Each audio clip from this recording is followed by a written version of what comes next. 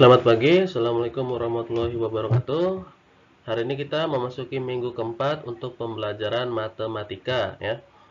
Diingatkan kembali, tugas kemarin segera dikerjakan ya, hanya mencatat saja. Kalaupun ada soal juga cuma sedikit ya, supaya pekerjaan kalian tidak tertunda-tunda.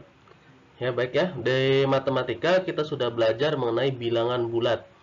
Ada bilangan bulat 0 ya, bilangan bulat positif dan bilangan bulat negatif.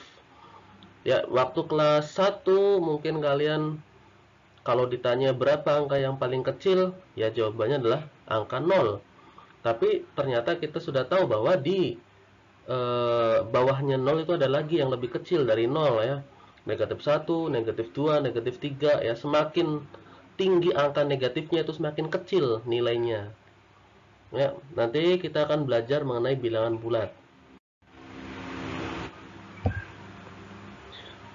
Mengenal sifat-sifat penjumlahan. Tentunya di sini adalah penjumlahan bilangan bulat. Ya, penjumlahan bilangan bulat ini mempunyai sifat-sifat yang hanya bisa dipakai di penjumlahan, bukan untuk pengurangan ya. Apa saja sifat-sifatnya? Mari kita lihat. Sifat pertama adalah sifat komutatif. Komutatif itu artinya adalah pertukaran. Pertukaran berarti ya. Nanti kita lihat apa itu pertukaran. Nah, contohnya 4 ditambah 2. 4 di kiri ditambah 2 di kanan. Bisa kalian ganti dengan 2-nya yang di kiri, 4-nya yang di kanan. Itu namanya sifat komutatif. Ya, ini saja jawabannya. 4 ditambah 2 ya sama dengan dibalik 2 ditambah 4. Ditukar saja ya. Nah, sekarang kita buktikan apakah sama jawabannya. 4 ditambah 2. Hitung berapa? 6 ya. 2 ditambah 4 juga 6. Maka ini adalah sifat komutatif, pertukaran. Ditukar posisinya tetap hasilnya 6. Soal berikutnya ada negatif 5 di sebelah kiri ditambah 4 di sebelah kanan. Itu bisa kalian jawab dengan 4-nya yang di kiri ditambah negatif 5-nya yang di kanan. Cuma berbeda penempatan saja ya. Yang tadinya negatif 5-nya di kiri, sekarang jadi ke kanan tuh ya. Yang tadinya 4-nya yang di kanan, sekarang jadi di kiri ya. Cuma berbeda itu saja. Nah, kalau ada yang bertanya, Pak, mengapa ini kok negatif 5 diberi kurung? Nah, supaya kalian tidak salah paham. Ini adalah negatif 5, bukan dikurangi 5 ya ini. Supaya nanti tidak bentrok dengan tanda positif atau tanda penjumlahan ini itu ya. Supaya tidak bentrok tuh. Maka diberi tanda kurung. Kemudian kita hitung bersama menurut garis bilangan negatif 5 ditambah 4 jawabannya adalah negatif 1. Sedangkan 4 ditambah negatif 5 juga negatif 1. Maka ini adalah sifat komutatif. Ingat ya, komutatif adalah pertukaran. Nah, sifat berikutnya adalah sifat asosiatif. Artinya adalah pengelompokan. Pengelompokan berarti apa namanya? Dikelompokkan sesuai kurungnya masing-masing ya. Contoh, perhatikan. Nah, di sini ada soal 3. 3-nya itu misah ya. 4 ditambah 5 ini di dalam kurung. Nah, menurut aturan matematika yang di dalam kurung itu harus kita kerjakan terlebih dahulu, yaitu 4 ditambah 5 dihitung dulu ya. Nah, asosiatifnya diganti, yang tadinya 4 ditambah 5 yang ada di dalam kurung, sekarang yang di dalam kurung adalah angka 3 tadi dengan angka 4. 3 ditambah 4 di dalam kurung ya. Baru 5-nya yang dipisah ditambah 5 tuh. Ini adalah sifat asosiatif namanya. Ya, menjumlah mengelompokkan penjumlahan ya. Nah, sekarang coba kita hitung.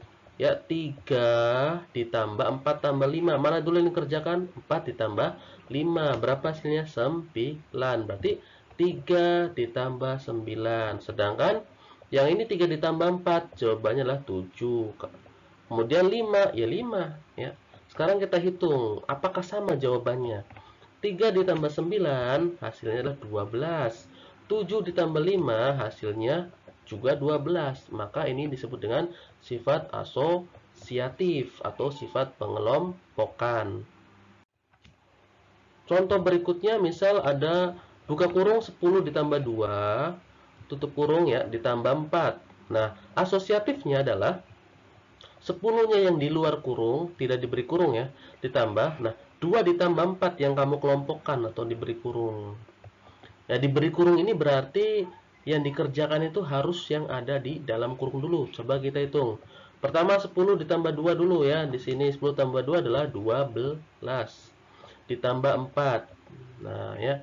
Kemudian yang di sebelah kanannya 10, tetap 10 ya. Nah, yang di dalam kurung kan 2 ditambah 4 berarti 6. Sekarang coba kita hitung. 12 tambah 4 adalah 16. Dan 10 ditambah 6 juga 16. Ini adalah sebut sifat asosiatif, sifat pengelompokan. Ya, mudah saja mengerjakannya asal kalian memahami langkah-langkah dalam mengerjakan soal asosiatif.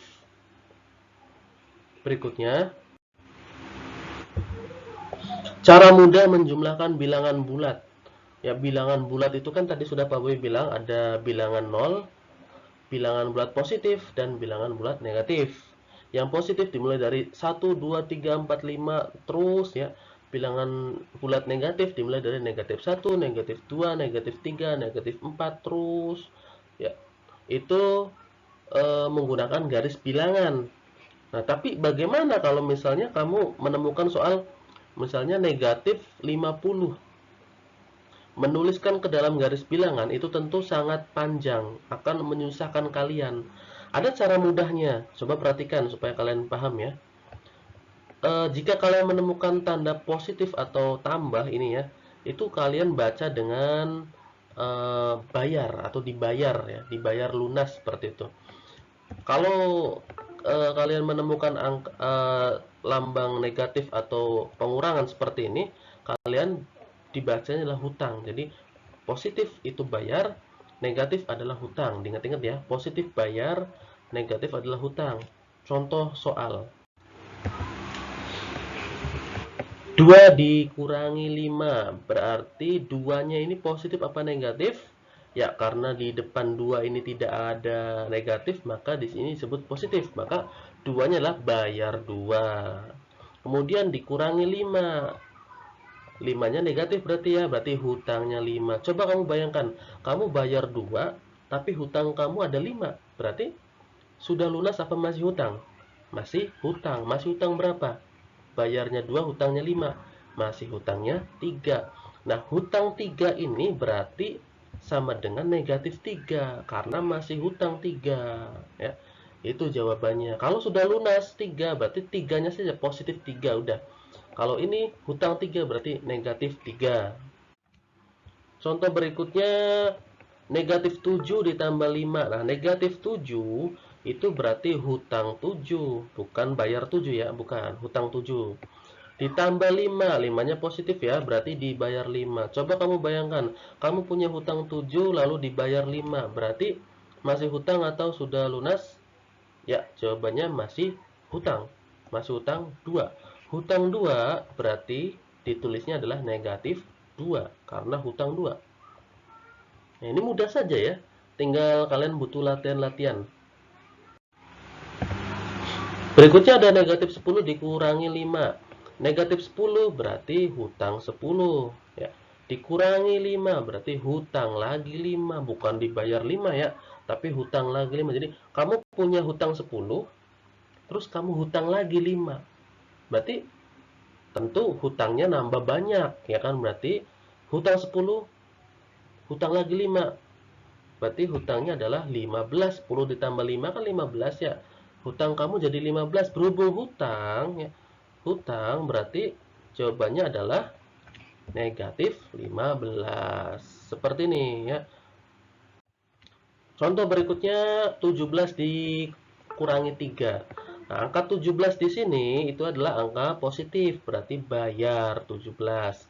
Kurangi 3, ini adalah angka negatif, berarti hutangnya 3. Kamu bayangkan kamu sudah bayar 17 tapi hutang kamu 3.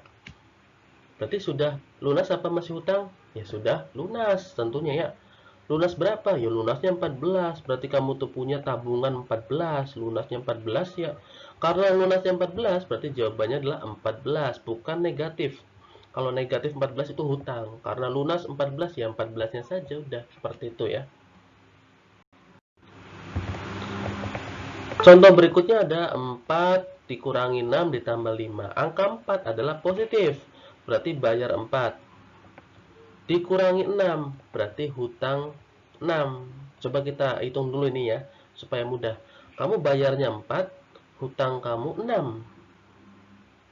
Masih hutang apa sudah lunas? Masih hutang. Hutang berapa? Hutang 2. Hutang 2 adalah negatif 2 ya. Ya kan negatif 2 ya. Nah, negatif 2 ditambah 5. 5-nya positif berarti bayar 5. Kamu punya hutang 2, dibayarnya 5. Kira-kira sudah lunas apa masih hutang? Ya sudah lunas ya. Kira-kira berapa tuh? Hutangnya 2, bayarnya 5, berarti sudah lunas 3. Ya lunas 3. Lunas 3 dalam matematika berarti adalah positif 3 atau 3, bukan negatif ya. Paham sampai sini ya? Selanjutnya ada negatif 10 dikurangi 2 ditambah 12. Coba kita satu-satu biar kalian mudah. Negatif 10 adalah hutang 10. Dikurangi 2, ya kamu hutang lagi 2. Coba kamu bayangkan, kamu punya hutang 10, terus kamu hutang lagi 2. Berarti hutang kamu nambah ya. Jadi berapa sekarang hutangnya? Jadi 12 ya. Nah, sekarang hutang 12 ini masih belum selesai. Kamu ditambah 12, artinya dibayar 12. Hutang 12, kamu bayarnya 12. Nah, berarti sisanya berapa? Ya habis, karena hutang 12, kamu bayarnya 12 juga, berarti kan habis ya. Kalau habis dalam matematika ya berarti 0. Ya, ini adalah contoh daripada cara mudah untuk menyelesaikan operasi bilangan bulat. Ingat, jika positif berarti dibayar, jika negatif berarti hutang. Seperti itu saja. Tinggal kalian berpikir ya, logika kamu dijalankan ya, logika yang ada di kepala kamu itu kamu pakai ya. Mana yang bayar, mana yang hutang, mana yang lunas, mana yang masih hutang, nanti kamu tentukan sendiri ya. Semoga bermanfaat. Pak Boy akhiri, wassalamualaikum warahmatullahi wabarakatuh.